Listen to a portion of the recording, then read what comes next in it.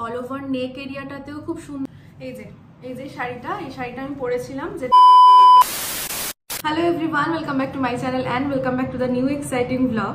So yes, আজকের ব্লগটা কিন্তু মাচ অ্যাওয়েটেড। তো চলো আজকে আমি ফার্স্টে শুরু করছি আমার বিয়ের একদম ফার্স্ট যে রিচুয়ালসটা শুরু হয়েছিল সেটা হচ্ছে যে আইবুড়ো ভাত। তো আইবুড়ো ভাতে যে শাড়িটা আমি পরেছিলাম, আমি সাইডে এখানে আমার প্রত্যেকটা লুকের ফটো অ্যাটাচ করে দিচ্ছি যাতে তোমাদের রিকল করতে সুবিধা হয় বা বুঝতে সুবিধা হয়।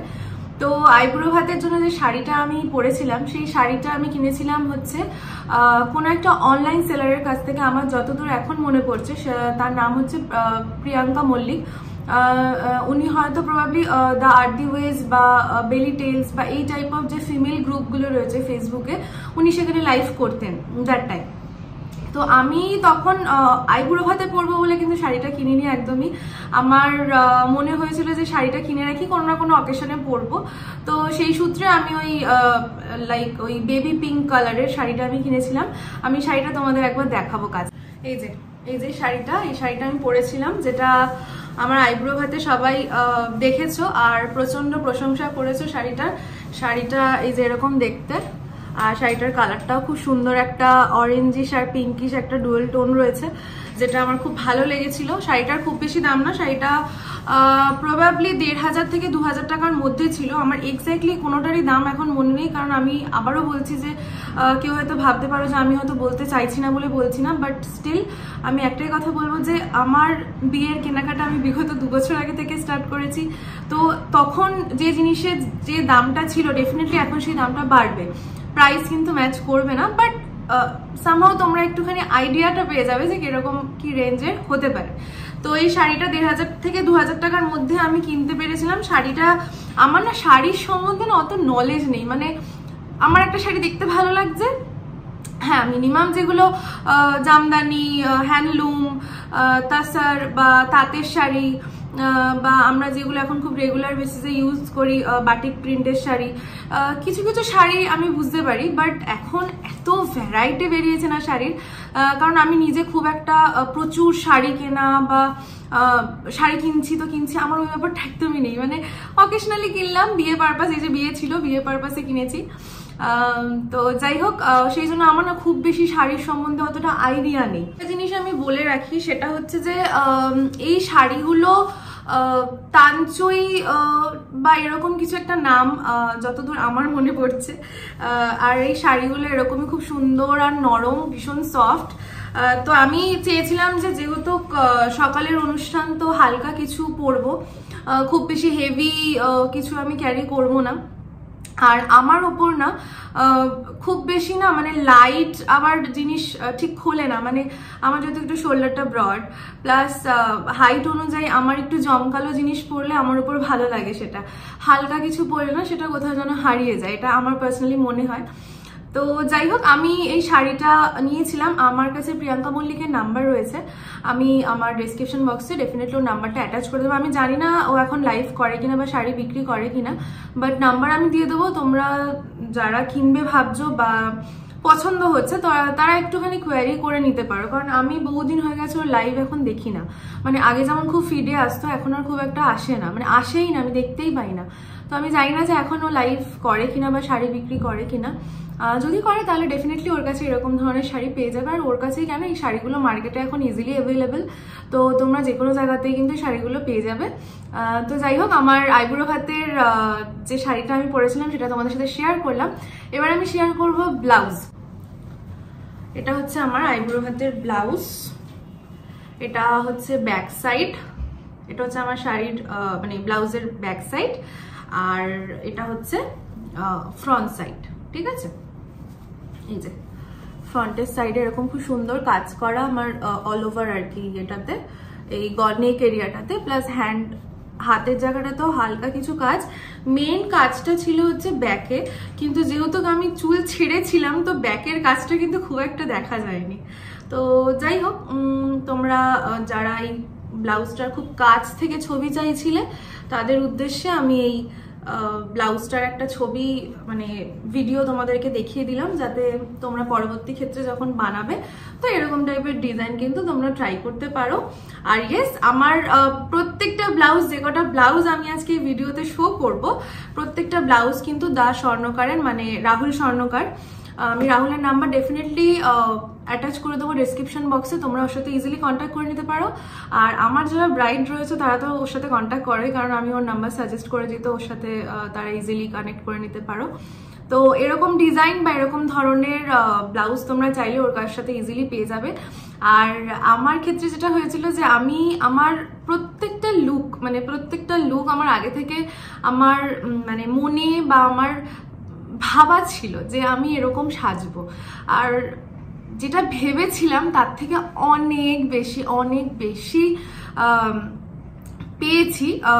মানে সেটা কোনো কিছু বানাতে দেওয়া থেকে শুরু করে, মানে রাহুল যেভাবে যত্ন নিয়ে আমার প্রত্যেকটা আউটফিটও বানিয়েছে, সত্যি মানে ওকে আমি যত কম বলবো তত কম বলা হয়ে যাবে, কারণ সত্যি ভীষণ সুন্দরভাবে ও নিজে খাতা এঁকে ড্রয়িং করে আমাকে, আমরা লিটারালি 2 থেকে 3 বার বসেছি যে কিরকম কি ডিজাইন যাবে। একবার একটা ডিজাইন হচ্ছে না, আবার সেই ডিজাইনটাকে ড্র করা, ফাইনাল ডিজাইন চুজ করা, তারপর সেটাকে আর কি ওদের কারখানা যেখানে ওরা আর কি বানায় জিনিসগুলো, যেখানে রেডি হয়। আর সবকটা ব্লাউজ যেহেতু মানে হ্যান্ড এমব্রয়ডারি করা না, প্রত্যেকটা ব্লাউজ ভীষণ ধরে সূক্ষ্ম করে করেছে কাজ।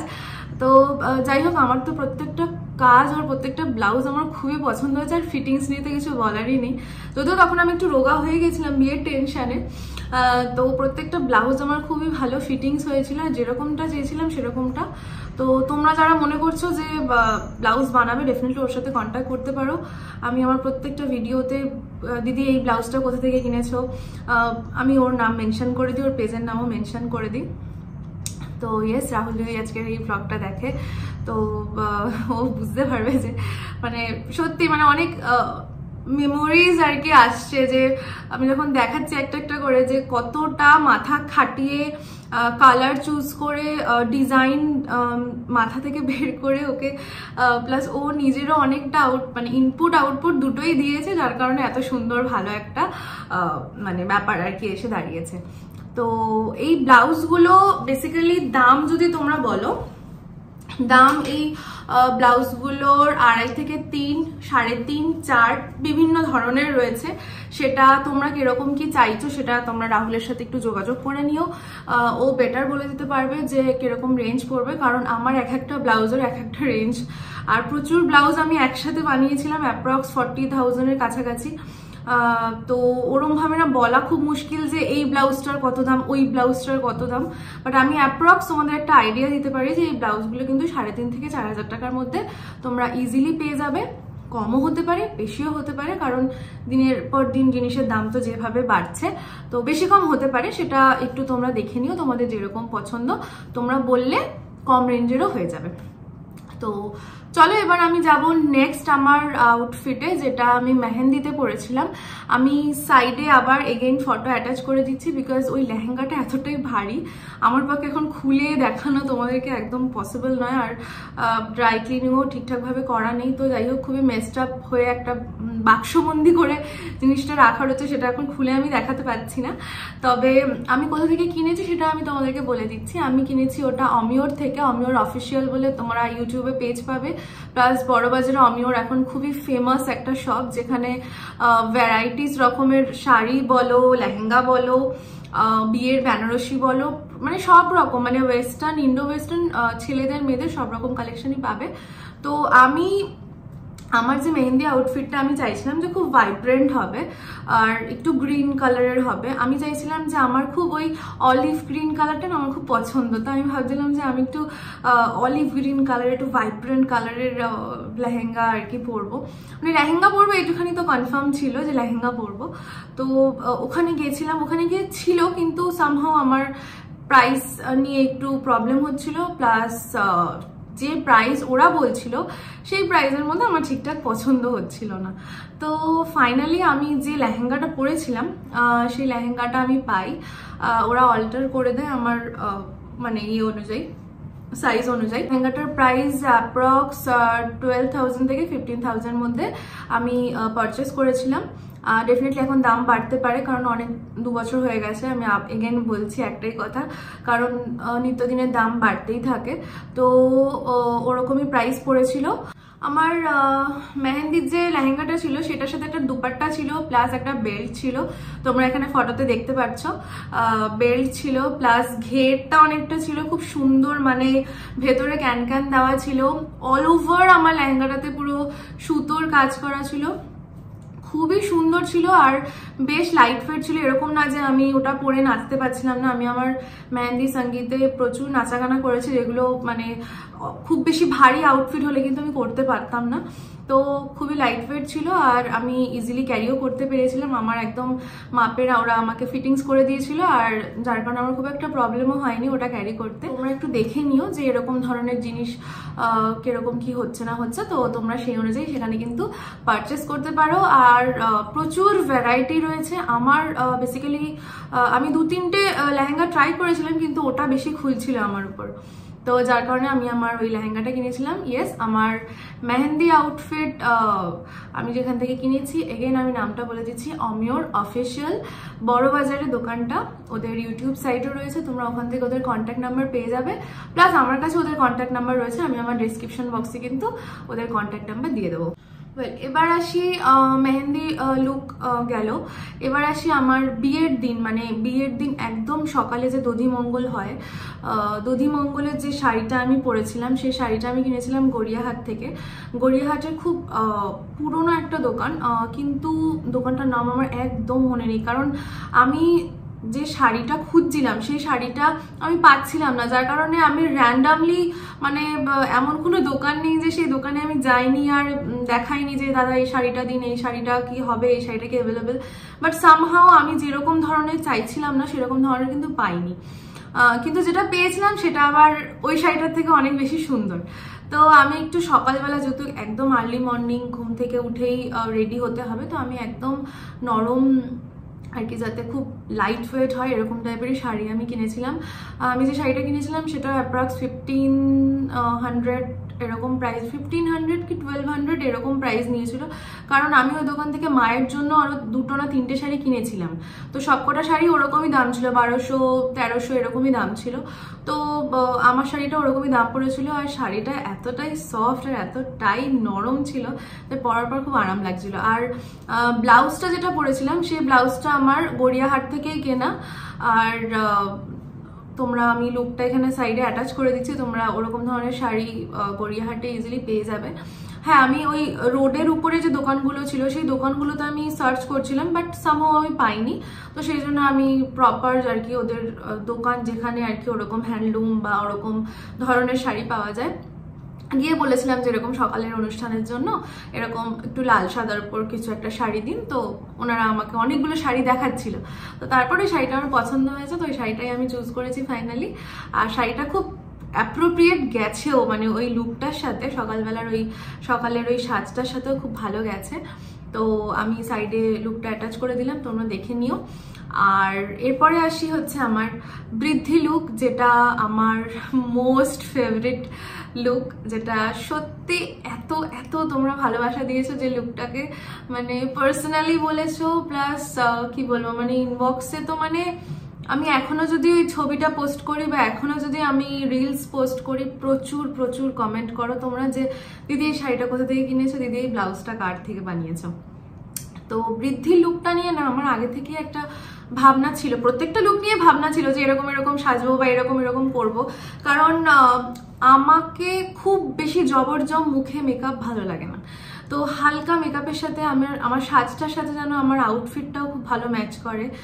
যেহেতু আমি নিজে একজন মেকআপ আর্টিস্ট, যার কারণে এত ব্রাইড আমি করেছি, তো সেক্ষেত্রে একটা আইডিয়া তো এসে যায়। প্লাস নিজেকে কোনটাতে ভালো লাগবে এটা কিন্তু বুঝতে পারাটা একটা খুব বড় একটা ব্যাপার। কারণ যে মার্কেটে গেছি, মার্কেটে গিয়ে 10টা দোকান ঘুরেছি, এরকম না যে একটা দোকান দেখলাম ঠিক আছে ভালো লাগছে না, ঠিক আছে থাক এখান থেকেই নিয়ে নিই, আমি কিন্তু এই ব্যাপারটা করিনি। মানে আমি ভীষণ পার্টিকুলার ছিলাম আমার বিয়ের বিয়ে নিয়ে প্লাস বিয়ের প্রত্যেকটা লুক নিয়ে, মানে ইচ অ্যান্ড এভরি দোকান, মানে গড়িয়াহাটে গেছি আমি। এই যে সকালের যে শাড়িটা আমি তোমাদেরকে দেখালাম, মানে দধিমঙ্গলে যে শাড়িটা পরেছি, আমার এখনো মনে আছে। মেহেরের যেহেতু সেই সময় অফিস চলতো, ও তো রবিবার ছাড়া ছুটি পেতো না, তো আমার এখনো মনে আছে যে ওকে সেই নিয়ে আমি গড়িয়াহাটে গেছি। সারাটা দিন আমি ঘুরেছি ওই একটা শাড়ির জন্য, মানে ওই শাড়িটা আমার চাই চাই। মানে আমি কোথাও এমন নেই যে আমি কোনো দোকানে ঢুকিনি গড়িয়াহাটে যে ওই শাড়িটার জন্য, বাট সামহাও আমি পাইনি, বাট ওটার থেকে ভালোই পেয়েছি যেটা পেয়েছি। আর ওভারঅল লুকটাও খুব ভালো এসেছিল।